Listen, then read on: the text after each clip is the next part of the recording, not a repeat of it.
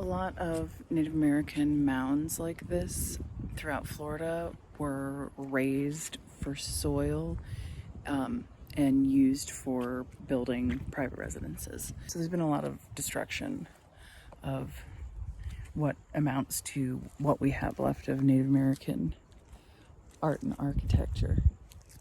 And that's why things like this state park are so freaking cool.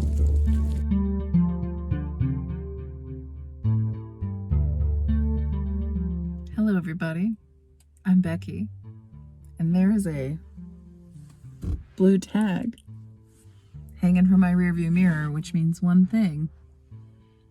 I'm at a Florida state park that is not attended directly by a ranger. I am visiting Letchworth-Love Mounds Archaeological State Park, the tallest earthen mounds built by local Native Americans 1200 to 1800 years ago.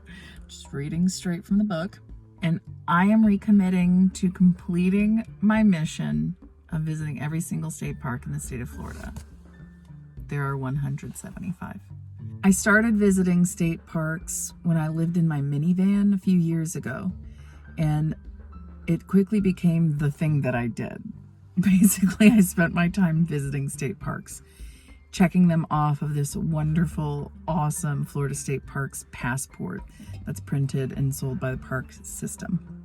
And I visited a lot. I visited almost all of them in the peninsula of Florida, and then COVID happened.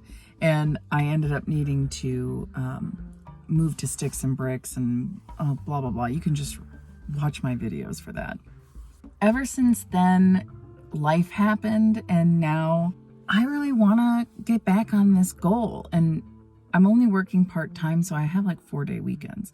So I think I can do it. So let's visit Letchworth-Love Mounds Archaeological State Park.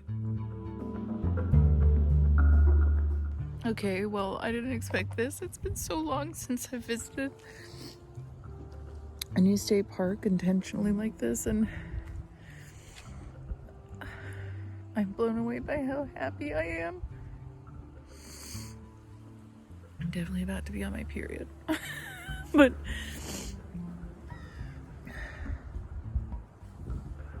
I just feel like this is really what I'm meant to do.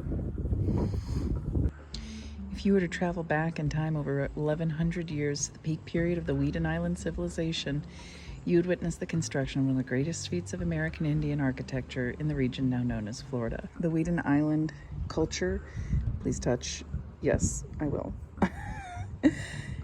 is named after an island in Pinellas County near St. Pete, and the pottery found here is the similar or same style to pottery found in that culture.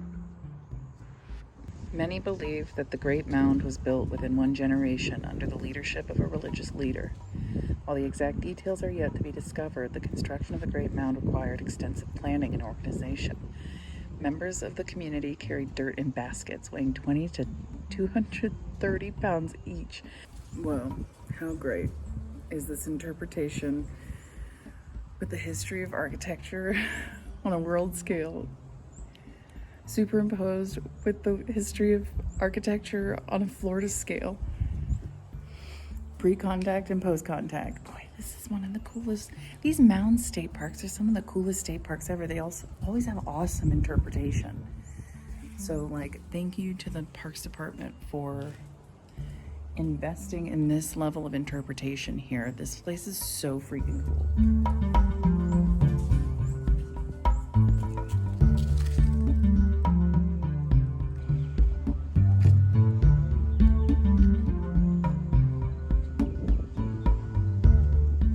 It's really impressive. You can't really tell on the video how impressive it is.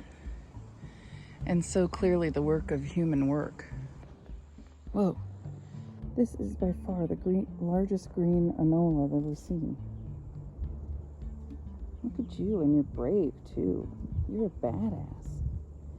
These green lizards used to be all over the place in Orlando when I was growing up. Now they're actually pretty rare. They tend to get chased off by the brown anoles, which are bigger, but I've never seen a green anole this big. You are a badass, dude. So beautiful. And there's also a half-mile long Whedon Trail. I think it starts over there. It says Interpretive Trail, arrow. Thank you, Boy Scouts. Where's that one? What's this one?